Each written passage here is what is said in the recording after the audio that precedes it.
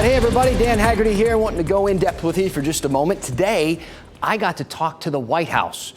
Before you get too impressed, they're talking to pretty much every newsman with a microphone. They're trying to drum up support for the president's massive spending bill aimed at violent crime, and I wanted to know how that was going to work out for us, if it works out. It's a $37 billion proposal. It's called the Safer America Plan, and here's kind of how it breaks down. $13 billion to hire and train 100,000 new officers across the country. $3 billion to work on court backlogs and set up various task forces. $15 billion for alternatives to policing, which can be lots of stuff, and vaguer yet, $5 billion for community-based violence intervention initiatives.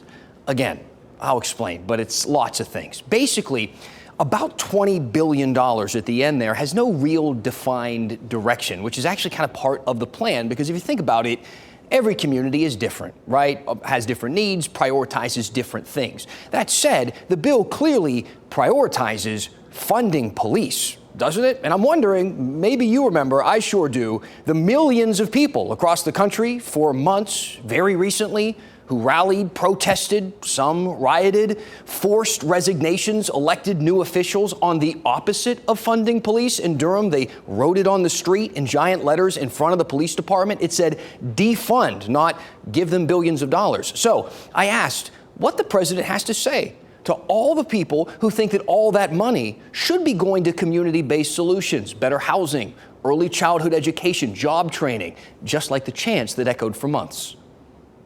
Yes, it funds the police, but it does it in a way that will provide effective, accountable community policing.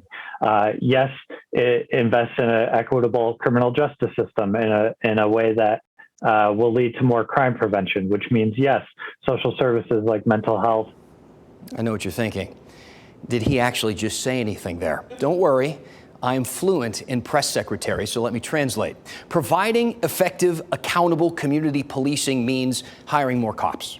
It's basically what it means, hiring more police officers. The thing about investing in an equitable criminal justice system in a way that will lead to more crime prevention, that means, again, a lot of things, but a good example would be the program, that new unit that just launched in Durham. Unarmed mental health specialists and medics who can respond to things like overdose calls. That way, we don't have to send someone with a gun, which ties up officers, of course, and is more likely to lead to someone getting shot. Police like this plan a lot. Maybe you do too. And you're wondering, okay, how much of this money, this $37 billion, will get sent to the Triangle? Well, we don't know yet. And we may not for a while. First, Congress would have to give it the okay, and then they would build the application process.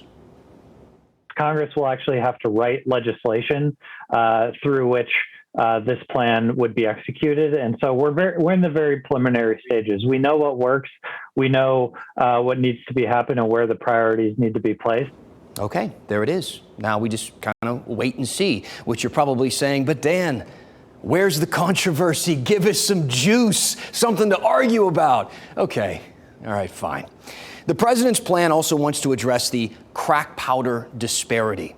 This is a common practice of communities having stricter punishments for crack cocaine, which is more prevalent in black communities, than for powdered cocaine, which is the cocaine of choice in white communities, despite both of them being equally horrible for society. So the solution, according to the White House, would be to decriminalize crack to the same level as powdered coke.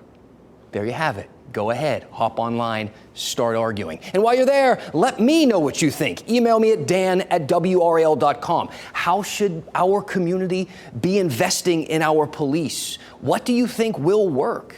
You can find me also on Facebook, Instagram, Twitter, and the WRAL YouTube channel, and the email, which I just love repeating over and over, dan@WRAL.com.